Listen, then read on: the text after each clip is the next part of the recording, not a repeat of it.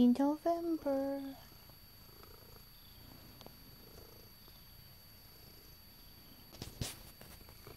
Hello, Peter. Hello, Peter. Hello. Does this count as ASMR? Hi guys, it's November 8th, and I have not written a word. A single word. Happy NaNoWriMo! It's funny how, like, real life just kind of gets in the way sometimes. Long story short, my business trip was exhausting. Wiped me out. So on the trip, there was no way in hell I was writing. I didn't even read on that trip. I collapsed into bed and slept and napped. And I usually don't nap. Like, red eyes are a killer. And then, you know, it was a work trip. I had to work. And I got back, and I was still wiped out, and I had to catch up on sleep and videos, and writing hasn't happened. I'm honestly okay with it. It's just really funny to admit it in a video. Low-key embarrassing, but also, like, sorry not sorry. I mean, I was going for a relaxed partial nano anyway, and I'm still gonna write this month. It's just definitely barely gonna be NaNoWriMo, basically. Don't hate me.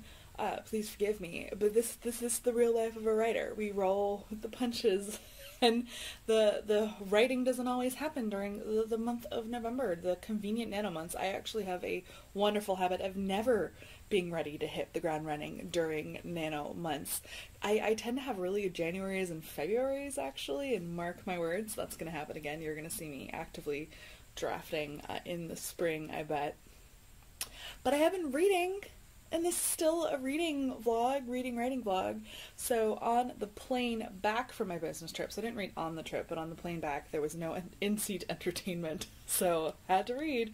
And I read Sarah Silverman's memoir, The Bedwetter, and I did not love it. I read the whole thing on the plane though, and I also like took a nap on the plane, so it was not quite a 5-hour flight. That book could have only been 2.5 hours of reading time.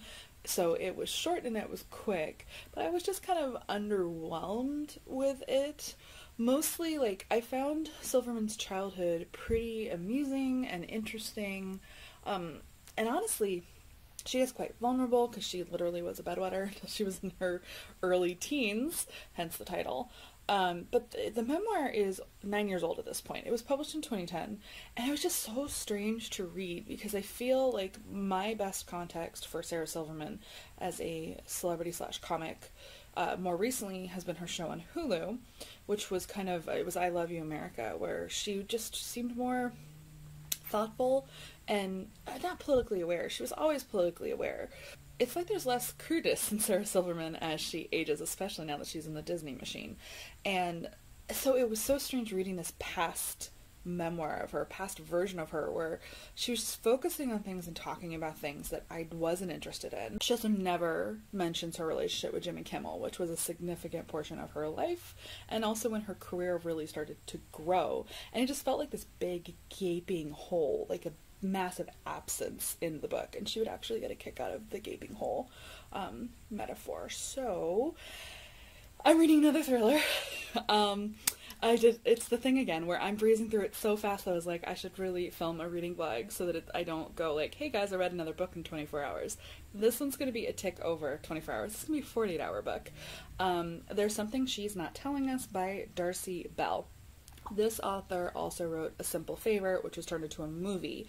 I haven't read the book, but I love the movie. It is campy and completely ridiculous. Like, it's like kind of not a great movie, but it's a great movie. You know what I mean? It's on Amazon Prime, you can watch it. It's a ridiculous film, like really like noir-y and soapy. And I was like, I bet this book is going to be pretty ridiculous. And it's really ridiculous, but I really like it. It's basically the main character, Charlotte, this might be the most anxious POV I've ever read in my life, and I've read some pretty good anxious heroines, but this one is like next level. You feel tense and trapped reading Charlotte's chapters. She does a really good job. She's like the prototypical modern New York wealthy hyper anxious mom, and she's like like helicopter mom to the nth degree. She's like obsessive about protecting her daughter Daisy, and in the very beginning of the book, you know that she and her family have just gotten back from a trip to Mexico, and the mom has a high-flying career, and she has a meeting that can't be moved, and because she goes to the meeting, she's late to pick up her daughter, and she gets there and is told that her daughter's already been picked up, and she's been picked up by Ruth, who was on the list, because Ruth is her brother's girlfriend, but you, the reader, know from Charlotte's POV, something has gone down with Ruth in Mexico. And mom is panicking. She's like, my daughter's been kidnapped. Ruth has kidnapped my daughter. And then it goes back in time to 7 months before, when Ruth started dating her brother. In both Charlotte's POV and Ruth's POV, back and forth, you get the entire Mexico trip, which is something. And then it comes back to the present. So you also get POVs from the brother, as well as I'm in the third act right now and just got another POV that popped up, so I don't even know much about it. And you're kind of going back and forth. It's third person, but it feels very, very close.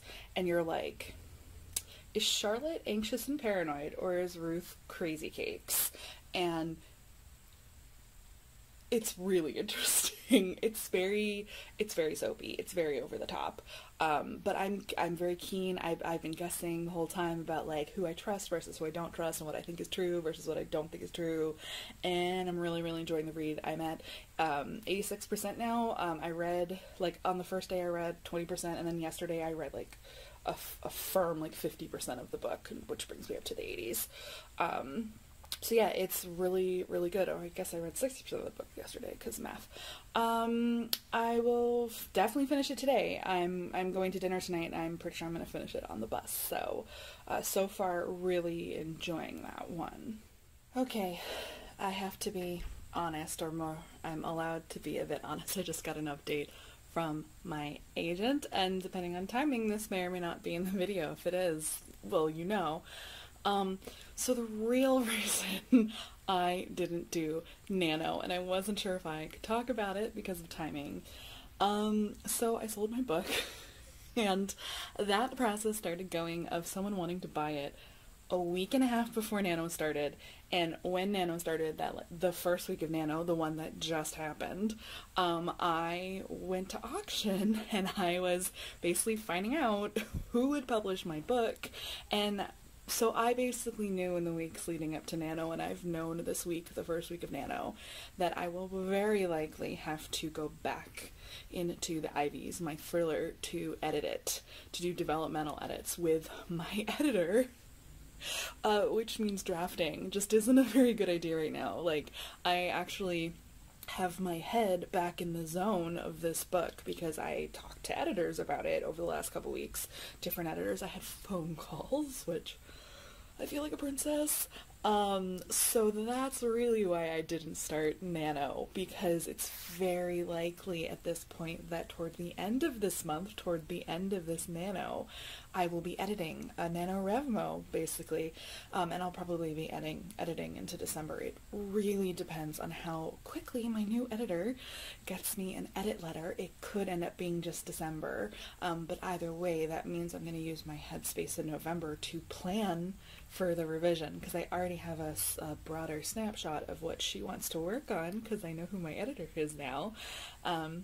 So that's my secret. But it's looking like this is going to be announced before this vlog goes up, which is why I'm now filming this part in case I can include it so you guys get the truth. And I'm so sorry, in my October vlog I had to like keep it on lock that exciting things were happening on submission, because we're not supposed to talk about it before it's public. And so now you get to hear about it, that good things have been happening for me for the past couple of weeks. So the Ivy is going to be a real book. You're going to be able to buy it, and by the time you see this, the announcement should have already gone up. So that's what's happening. Good morning. It is Saturday, and I rocked the Sephora sale. I thought I would show you what I got, just a little bit of fun. Oh, I have a makeup problem. And look, Austin and Emily got me champagne gummy bears because they are amazing human beings and very, very, very good friends. Okay, so this is it. Now you're like, what? First of all, I already unpacked them because I couldn't wait, but B, These three were freaking expensive, and I have been waiting to get them with the 15% off that I get with the VIB sale, and then these are my favorite beauty blenders. They're $12, and my cat thinks they're toys, and so he routinely ruins them by, you know, putting his claws and teeth in them, and he just did that a few days ago, so the sale was well timed. I had to stock up again. So this is the foundation that I recently tried as a replacement for my Fenty. Not because I have a problem with my Fenty, but because I strongly suspected that this one, which is made for older skin, meaning it's meant to definitely work with older skin, and I could tell that from the commercial, that it had very, very similar properties and shade range, like it has blurring effect and everything, that it would do the same work, but possibly better, because I like the Fenty, but it doesn't build well at all. It gets patchy if you use more than one layer, and I want to try something else, and so I sampled it, and it's freaking amazing, which makes it painful that it's $44, but, so I got it yesterday for 15% off, and I'm super excited. Then this is the Charlotte Tilbury Hot Lips collection, and I didn't want to believe that it was good, especially, like, you know, I saw the commercials, I was like, Then I bought one, and it's freaking amazing. So I'm gonna open this one. This is the Gorgeous Jen shade. Oh, and this is a matte satin, and it's the finish that I love. The other one that I have is the Kylie Minogue shade. I've worn it in some videos, so it's like a lighter pink, but it smells and tastes like chocolate. It goes on super, super creamy.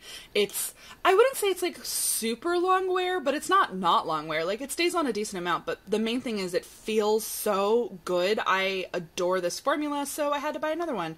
And it is a $37 lipstick, so that 15% was real nice. And then in the store, I had this moment. I've seen this recommended on a couple of beauty guru channels, and I was like, you sold a book, so I got it. It is a Sculpt and Highlight palette. It is basically contour and highlight.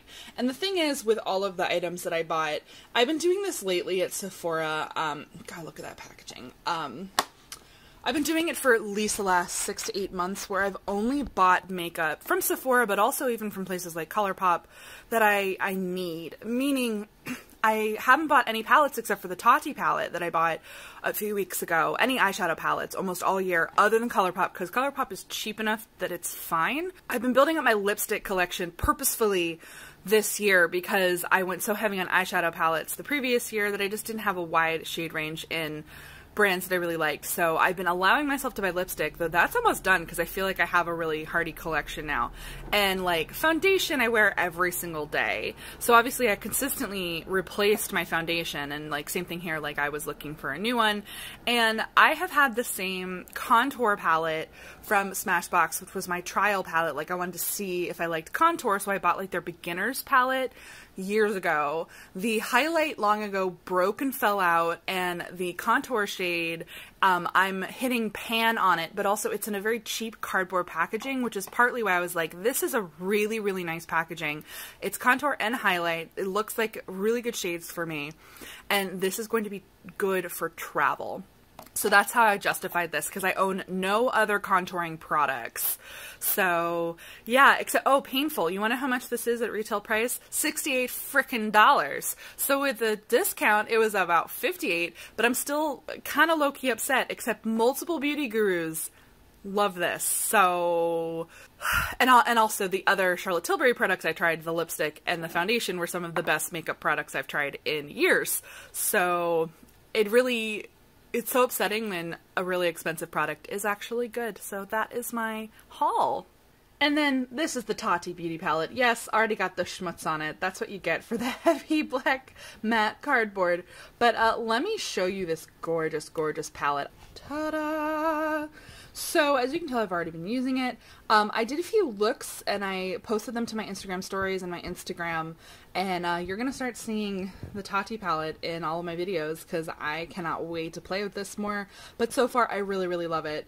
I love all of the colors, especially the magenta pink one. Like, oh, I adore that. But even just, like, the general neutrals. I'm going to try the orange line. I need to be a bit more adventurous, and, you know, I've heard a lot of flack about the sequin formula, but so far I like it. I actually, the very first night that I tried this palette on my business trip, I used the sequin formula. Was it this? I think it was this. Might have been this. The point is, I patted it on. I didn't blend it in. And it stayed on all night, and it was low-key sparkly, and I really, really liked it. So, I think some of the flack it's been getting, like, it really depends on you and how you're going to use it. I have ended up using these shades, especially I like the sequin black shade, because obviously the matte black shade is dark, dark, dark, dark, dark. I like the sequin black shade when I just want to deepen my corners a little bit. It's been coming in really, really handy for that. And same thing with the sequin poet shade, because the matte poet shade is really, really intense. And I mean, this one's intense too. But I like going in with the sequin poet shade when I just want like a little bit of this, and obviously the sparkle. Alright, I am ready for the day. I'm basically ready to film. Let me show you the Tati look that I did today. I actually did the eyeliner with the matte black. I played with the all the browns, and specifically the orange brown one, and I applied the satin shades. I know they're called metallics, but they perform like satins. I used MAC Fix Plus because all the beauty gurus do, so I finally bought some. Yeah, I honestly love this palette. Let's talk about books though. So, the book I was reading yesterday fell down at the final hurdle. There's Something She's Not Telling Us by Darcy Bell. I literally got to the end of the book, like, I finished a chapter, and the next page was, like, author's acknowledgements, and I was like, excuse me? That was the end of the book? I tapped back to double check I wasn't insane, that I hadn't missed something. I checked the percentage, but no, it has an incredibly abrupt ending, which ultimately, in my opinion, leaves some plot holes. There were a few things from the beginning of the book that felt like clues, that felt like things that were gonna come back at the end, like reveals. Things that I was like, ooh, that's gonna be a juicy reveal. Then the book just ended. So I knocked a star off. I gave it 4 stars. So I'm not saying don't read it, but I personally found the ending unsatisfying because it's a little too abrupt. I'm nothing if not a broken record. It doesn't have that denouement, that moment to breathe at the end where you are kind of reflecting on things and the author takes that opportunity to resolve things. So the book just didn't do that. So ultimately it's a 4-star for me. And it's a real shame because otherwise it was a very, very well done soapy thriller romp, suspense romp. I really liked it with the different POVs. I liked the tension that it built. So that's kind of disappointing. And I started my next read right away, which is Sometimes I Lie by Alice Feeney. I scored this on sale from Barnes & Noble. I realized, and isn't this like the best book feeling in the world, the best reader feeling in the world? I realized I had $75 in Barnes & Noble gift cards I hadn't spent, and you're like, how? I got them for being a speaker and forums person for Write On Con, and I forgot about them, which I know makes me a bad person. So I was like, well, I'm gonna spend some money on BarnesandNoble.com, and they have a sale, or they had a sale a few days ago when I shopped it, on a ton of slightly older titles, paperback and hardcover releases, and there were thrillers there. So I got this one for $6 for the hardcover. I'm like, sweet, although look how short that is. It's about 250 pages. I was low-key surprised how tiny the book was when it arrived. And then I also got a hardcover copy of Before the Fall by Noah Hawley. That was in my reading wrap-up like a year ago. I really, really liked it. It is a thriller around 2 people who survive a plane crash, and I really, really liked that one. So I was like, I'll own it, because I had bought it on ebook. I do like to own books that I really, really enjoyed on ebook that I'm likely to do a reread on. Then I'm like, I might as well have it on my shelf. And then I bought a few other books, but this one I started last night. I read like the first 2 or 3 chapters. So well, first of all, it's in the title. You know going in that the main character, she's in a coma. Her husband doesn't love her anymore, and sometimes she lies. That's like the beginning of the book.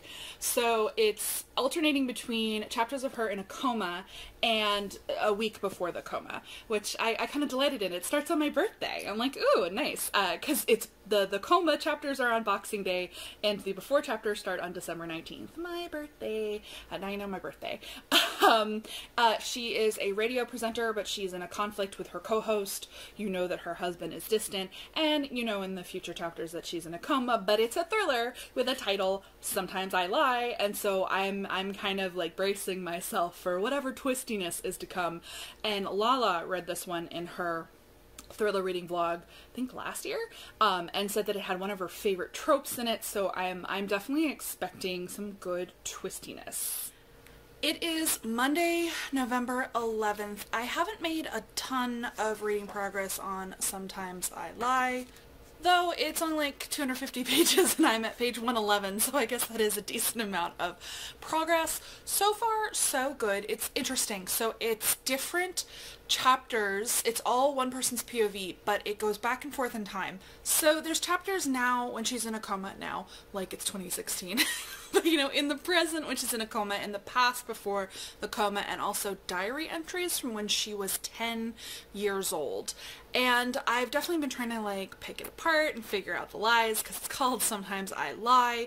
One or two things have been revealed so far, but I don't know when the other penny is going to drop, so to speak, and I'm definitely reading for a twist. One thing I find a little bit confusing, but we'll see what happens. When Lala read this, she said it had one of her favorite thriller tropes in it, one that she almost never saw, and she read 2 books in the same video that had the same twist. And the other one, which I won't say for now in case you watched my spoiler video, so I won't spoil it for you, so far I don't see how it's possible they share the same twist. So I'm still kind of reading and I'm like, was it something else about that book that Lala loved, like a different trope, and all this time I've assumed it was this other trope? So we shall see. In other news, good news, actual writing news, I had a brainwave for what to do for my pre-order campaign literally last night in the shower. And so now I know what short story, what bonus content I am going to write from the Stars Be Steel for my pre-order campaign, which gives me something to write for NaNoWriMo. Is it really NaNoWriMo? It's not. But in November, and I started thinking exactly how to do it. It's not going to be too long, thank God. None of you have read The Stars Be Steel yet, but there is high-tech speed dating in it, and it's of course from Leo's point of view, who is my main character, and I was like, haha, you can do it from Elliot's point of view, who is her love interest. So I am excited to play with that. And that's the thing, I hadn't had the idea yet of what is a thing that I would actually be excited to write. So this feels a little bit like fanfic. It's, you know, something that already exists from the point of view of another character, but with a lot of extra stuff, because in the speed dating, Leo stays in one room and different guys come into the room, and because the guys rotate. So Elliot, I'll be able to have him go into different rooms with different girls who are characters in the book, and play around with that. And speaking of, I announced my pre-order campaign today, so that was really, really fun, and I already have entries, which is crazy. I will link down below to those details. I mean, by the time this vlog is posted, it will have been up for many weeks, but if you're international, you get the short story, the digital bonus, and then US-based readers will get swag in the mail. I have to limit US versus international because postage costs are bonkers. It might be more than $1 per piece just to mail in the US, which is but yeah, so that's where I am with the book and with the writing. I'm excited. Tonight I might try to work on the short story, which is nice. I haven't actually like written fresh fiction content in 6 to 8 weeks at this point. No, I actually think it's been more than 2 months. Wow. I finished Sometimes I Lie. What? I honestly don't know what to think. If you read my Goodreads review, my confusion is there too. I gave it 4 stars, and I might revise it up to 5, because basically shit got crazy, which I know I'm saying a lot about books lately, but like I feel like I need a scale of soapy thriller reads, and this is gonna be toward the top of it. The bad guys in this book were like soap opera villains, and it like ascended to pretty almost satirical heights.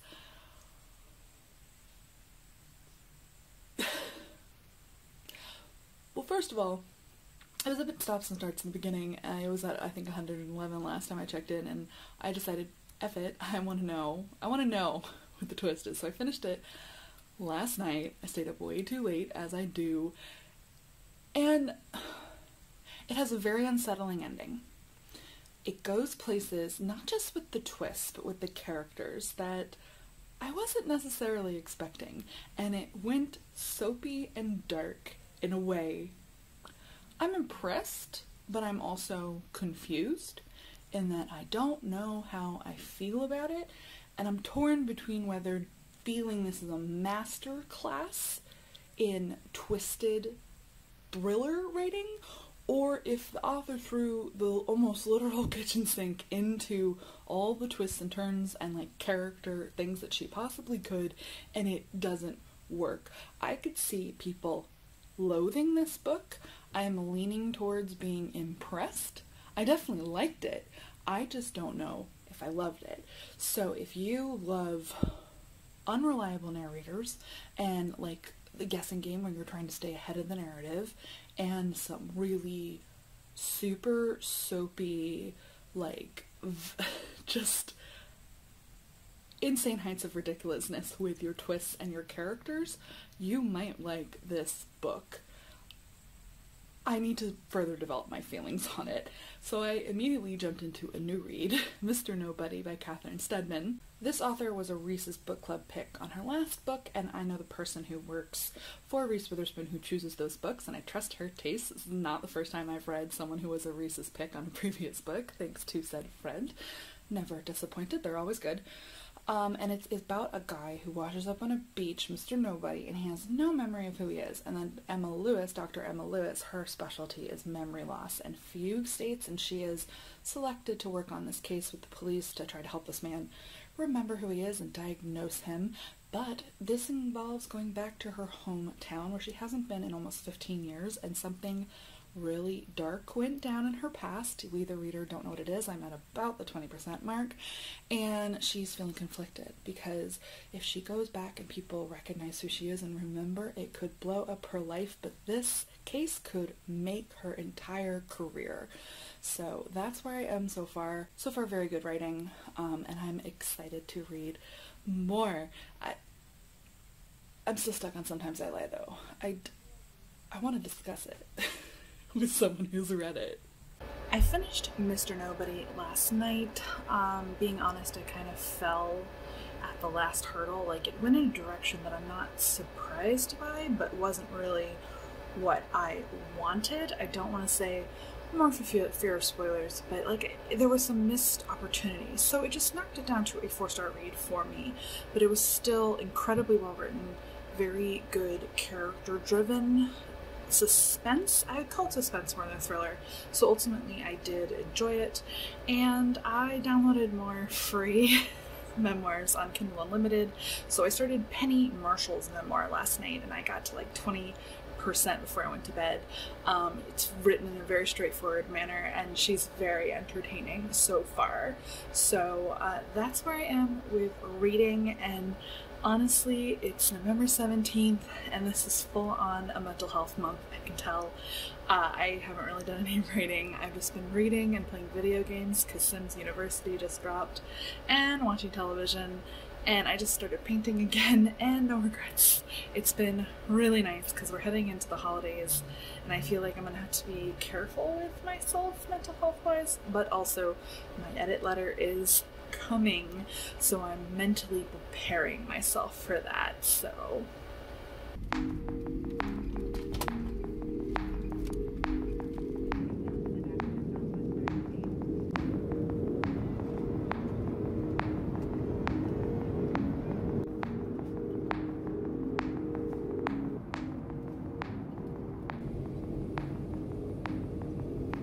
greetings from Maryland. I'm here for Thanksgiving. My family is from Maryland, and it's beautiful and foliage, and it rained yesterday, which brought me so much joy. But I owe you an entire week of reading updates, because the week leading up to travel was super hectic. I get very stressed out by travel, but especially before a big holiday like this, there was so much to do at work. so much to do, plus really good book stuff. So the news of my book deal dropped last week, so that's already up, which means everything in this vlog is good to post. Also recorded a new episode of Novelty Show and got that posted.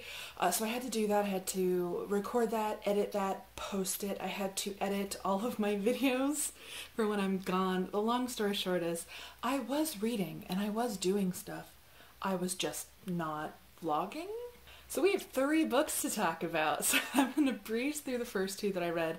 I did a little mini memoir kick again. Thank you, Kindle Unlimited, for making books feel free. I read Penny Marshall's memoir, My Mother Was Nuts, and I read Rodney Dangerfield's memoir, whose title I can't remember, but it was probably Can't Get No Respect or something like that. Both were fast, super breezy reads. I think ultimately I'm giving Penny Marshall's memoir 4 stars. If you're not familiar with Penny Marshall, young children, she was a very well-known first actress and comedian and then director. She directed A League of Their Own, one of my all-time favorite movies, and she was on Laverne and Shirley. That was kind of her claim to fame in classic TV land, a show I've never seen but grew up aware of. Her memoir, very entertaining. She has a dry, sarcastic sense of humor, and she knew a ton of famous people, specifically in the comedian space. Like, the name dropping was expected but bonkers. Like, she grew up living in the same neighborhood and knowing some really famous people. Like, one of my favorite weird anecdotes was, oh yeah, a friend of mine from the Bronx came to visit us in California. And then shortly after that, she headed off to a commune and years later re-emerged with had changed her name to Phoenix, and she had her children River and I forget the other names, but it was River Phoenix's mom. Penny Marshall grew up with her, and now that also gave us Joaquin Phoenix. Like, I'm like, huh, what funny celebrity connections. There were some little things I didn't love about it, but like personal weird quibbly things that beg questions of, like, if you don't personally like something about a person, can you really judge it against their memoir? I will go into more details in my reading wrap-up. Nothing crazy. Solid read, felt free, 4 stars. Then I read Rodney Dangerfield's memoir again because it was there, and I grew up watching his stuff like Ladybugs, which if you look back at it is a really horrific film. Like, the concept of it is really gross, and yet grew up with Rodney Dangerfield. His was a quick lark. I don't even think it took me 24 hours to read it, and I would say I think I'm settling on a 3-star. It was lacking in a lot of ways. It was clearly a, hey Rodney, read a memoir, and he did. Really, you could tell he was dictating someone else, and that's one of the things. It has a very choppy format. It's like a series of vignettes, basically, where he tells very short, punchy, comedic stories about his rise to fame, basically. So you definitely get that story.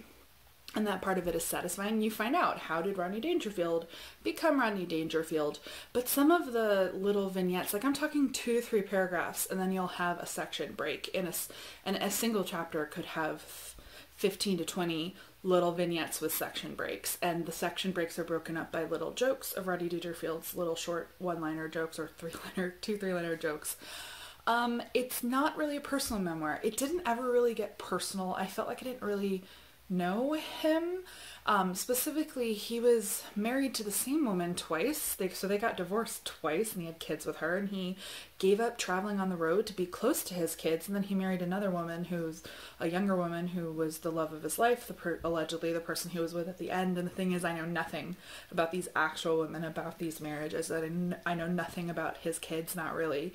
And it's always someone's choice how personal they want to be in a memoir and how really truly vulnerable they want to be. But I'll say my favorite personal memoirs are when I get to know someone as they are, and where they are more vulnerable on the page. I personally, in my celebrity memoirs, I like a balance of, well, how they got famous and some good stories, but I also really want to know who they are, and that is not that memoir. So if you're going into it looking for that, you're just not going to find it. But still, perfectly diverting read, so 3 stars. Not horrible, just not my flavor of memoir, preferred flavor of memoir. And then I read The Queen of Nothing. I read this on the plane. I'm gonna get tired of holding it, so we're gonna shift here. I read this on the plane purposefully. I ordered it from Barnes & Noble because I wanted the special edition, because I bought The Cruel Prince at Barnes & Noble, the special edition. I was like, well, I need my books to match. So I actually also picked up The Wicked King at the same time because I read that as an arc. So now I have the complete set Barnes & Noble editions for my shelves. I read almost all of this on the plane because I had a 4.5-hour flight. I got pretty far into it, and such a good plane read because I was engrossed. I will say, ultimately, spoiler-free thoughts. How to say this? It is technically the weakest book in the trilogy, but that doesn't mean anything. It's not a bad thing. It is such a well-written trilogy. The Wicked King is not a bridge book, which remains one of my favorite things about it. And essentially, I actually recommend, if you haven't picked up The Cruel Prince or read any of this series, doing it all at once. Read The Cruel Prince, The Wicked King, and Queen of Nothing all in a row, because they do feel like one complete story. There is an arc. And so this book, the third one, whereas normally in trilogies that annoy me, book 2 tends to be a bridge book, where the author basically has a complete story to tell in book 1 and a complete story to tell in book 3. And in book 2, it's all of this stuff that happens in between, and book 2 tends not to have a complete arc and story. In this case, book 1 and book 2 of this trilogy have complete arcs and complete stories that feel very twisty and full of conflict and surprises. Fully satisfying reads. This one, out of the 3, feels like it doesn't have that complete twisty story, but it doesn't need to. This brings everything together. There are plot threads and character threads built up over book 1 and 2 in those 2 essentially complete stories that come to a head in this one and feel very satisfyingly satisfyingly resolved. So this is the emotional catharsis, this is the character catharsis.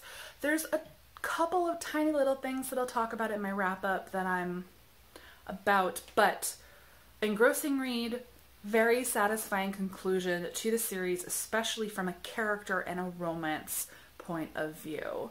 So I loved it. I would say if The Cruel Prince and The Wicked King are 5 stars, which they are, this might be more of a 4-star read for me, but I don't care. I'm probably going to give it 5 stars anyway. But very happy to have read this. So yeah, I'm in this fall wonderland, so expect lots of insert shots of beautiful fall foliage and weather and probably cats. My aunt has cats, and I, of course, immediately charmed them because I want them to love me. So I'm gonna spend the week with my family, I'm going to catch up on some writing, actually, and I'm gonna read more books. So this is the view from the window where I'm staying. My relatives live on a farm. It's not a working farm, but it's a beautiful piece of land. And I saw deer this morning. I'm gonna put in the shot right now. Deer in the woods. My family lives in nature. Hi, Boomer. Hi, Boomer. This is Boomer.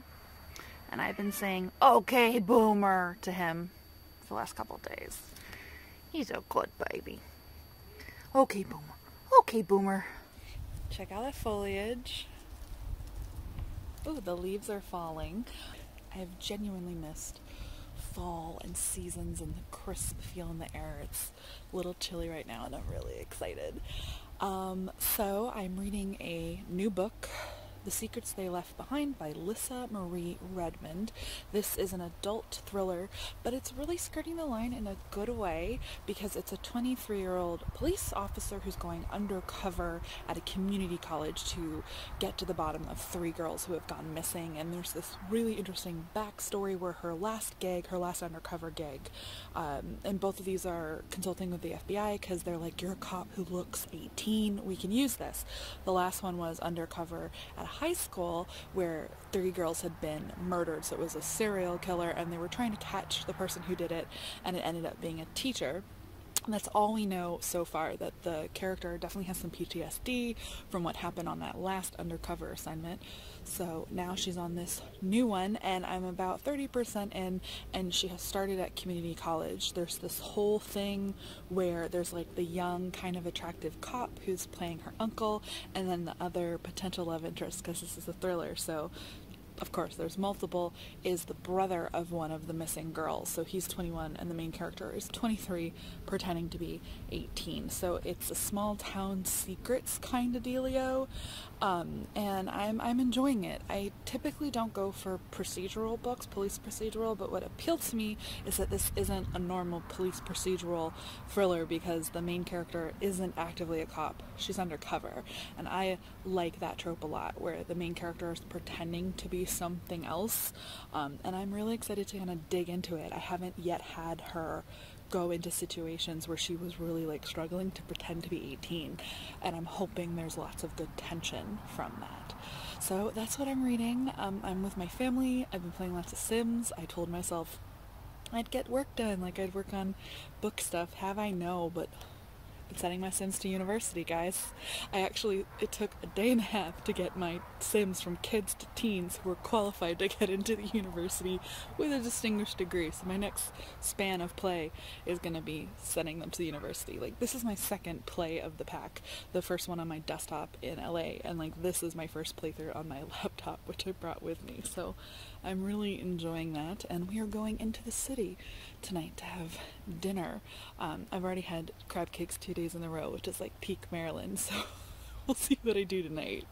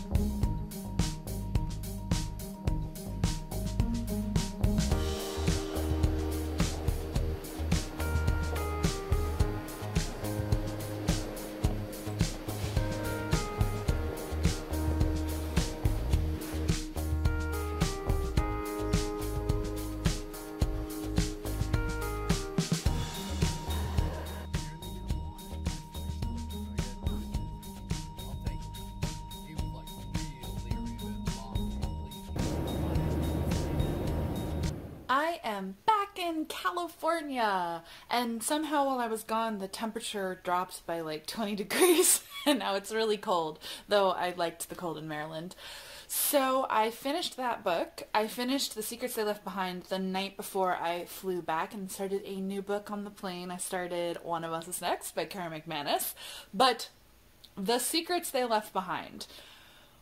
Ultimately, I know I'm a very generous rater.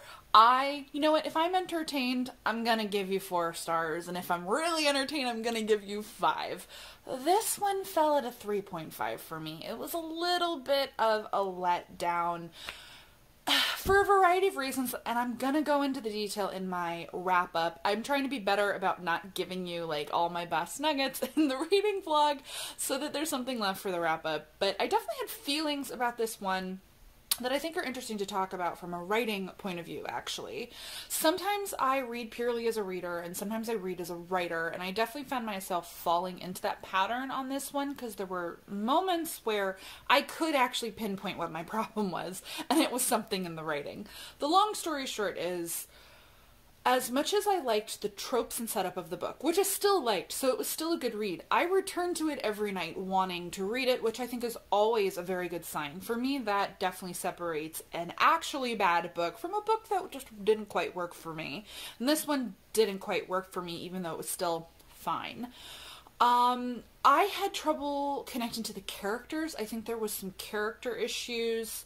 I felt distance or lack of enough specificity on enough characters where it was like a little bit of character soup. So we have 3 girls missing, and then the undercover cop befriends 3 girls who were friends with those 3 girls, and ultimately of each of the 3 friend groups, in the 3 girls who originally went missing, 2 out of 3 of them are pretty developed, and the 3rd one isn't developed at all. And the thing is, you kind of get to the end and you're like, should have developed that 3rd girl better, because she's actually important. I mean, all 3 of them, of the 3 missing girls, are ultimately important to the ending. And then the 3 girls that the undercover MC Shay befriends to try to get info on the other 3 missing girls. 2 out of 3 of them, I literally can't tell you anything about them. In fact, I'm not 100% sure I remember one of their names, and I finished this 48 hours ago. And also some of the teen boy characters also kind of just were like tropes. They were teen tropes, like, oh, that's the bad boy. Though I guess Joe technically has a personality. Hello, Teddy. And then there was like just generic cute guy other girl likes, and it felt like there was a lot of filler with the characters, is what I'm meaning to say.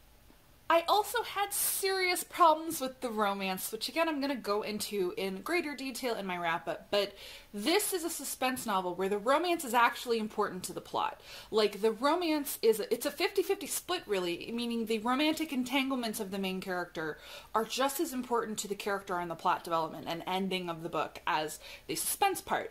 Normally this would tickle me pink. I like when my suspense books split equal time with a juicy romance, but I found the romance very regressive. The romantic interest goes into these fits of jealous rage, and the main character doesn't stand up for himself. And in our year of the Lord 2K19, and especially a girl who would have been born in the late 90s and come of age in the last 20 years, I expect her to push back on that bullshit, honestly, especially because otherwise he was a pretty good character, but I basically stopped liking him as soon as he basically sees her with another guy who happens to have been physically assaulting her and goes into a jealous rage about her stepping out on him, and she's begging for his forgiveness instead of saying, hey, dickbag, I just got assaulted by that guy, so maybe cool your goddamn jets. That doesn't happen. She begs, oh no, Nick, you have to understand. I checked out then, honestly, on the romance. I couldn't root for them because I stopped liking him at that point. And then, not to rag on this book, and again, I'm going to give you, save the juicy details. This is where we get into the reading like a writer thing. I'll save it for the wrap-up, but just to say, I guessed the twist immediately upon meeting the bad person, the bad man or woman who is the baddie of the book. I immediately went, it's them, and this is what happened. And I was 100% correct, and it's because of something in the writing.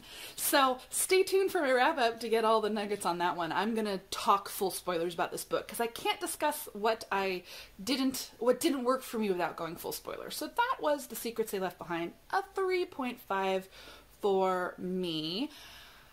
Then I started One of Us Is Next on my plane ride yesterday. You saw the little footage in my flying over. So far so good. So it's got 3 POVs so far, not 4. I was expecting 4 like the last book. It's Maeve, Bronwyn's sister, Phoebe, who is a girl in her class, they're kind of friendly, and Knox, who is Maeve's ex-boyfriend, now friend. They amicably parted ways and are just like chilling with each other. And I really, really, really like the setup in this one. I think I like it more than the first one, meaning I find it really kind of exciting and dynamic. It is an anonymous person who texts everyone at the school. It's a game of truth or dare. They text one person and say truth or dare, and they have 24 hours to pick truth or dare. They pick truth, one of their dark secrets is revealed. If they don't respond, one of their dark secrets is revealed, or they pick a dare. So far, one person has had a truth spilled about them that they didn't want revealed, and one person has done a dare, and I am on board for this. I'm like, what's going to happen next? What happened? I mean, you know, because of the POVs, it has to come to our 3 POVs. There must be truth or dare about them, and it's going to be like complicated of like who's doing this to them and why, and I'm fully here for it.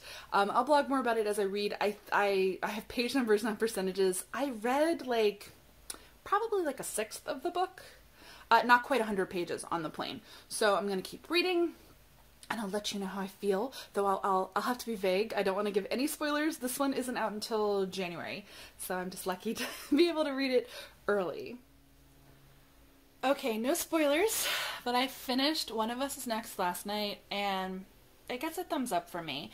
If you loved the first one, you should love this one. I'd say it's really satisfying as a sequel, which is such a hard thing to pull off. It's kind of weird to write a sequel to a thriller. I think this one makes some pretty good choices, and I liked the building of the suspense here and the conclusion of the mystery. It's really different from the first one, which I appreciated.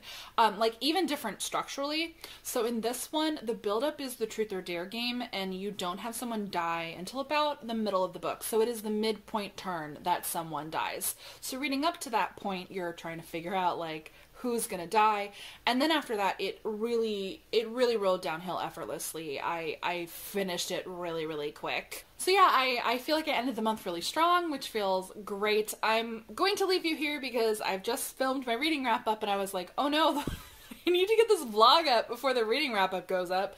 And we're heading into December. Today's December 1st, so I'm gonna start a new vlog for December and read more books for December. So as always, give this a thumbs up if you like it. I'll continue to do reading vlogs. Tried really hard in this one to speak loudly so that there were fewer audio issues. I know it's tricky because I record these vlogs on my phone.